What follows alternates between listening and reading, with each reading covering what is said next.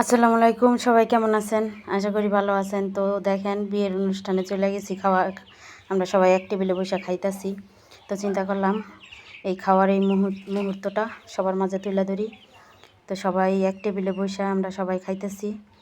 তো খাওয়া দাওয়া শেষে তো আবার আমরা চলে যাব ওদিকে। সবাই খাইতেছে, এই দেখেন এক টেবিলে বসে খাওয়ার আয়োজন। খাবারটি খুব ভালো হয়েছে, মাংস, তারপরে রোস্ট, পোলাও, দই, খুব ভালো হয়েছে খাওয়াটা।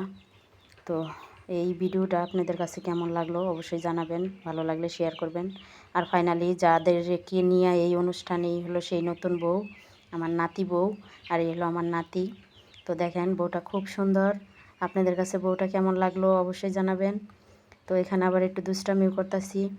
তো বউর ভিডিও করতে করতে আমার আবার ভাই আছে, সে বলতেছে আমারে নিয়ে একটু করো, আমারে একটু বউর পাশে তুলে দাও।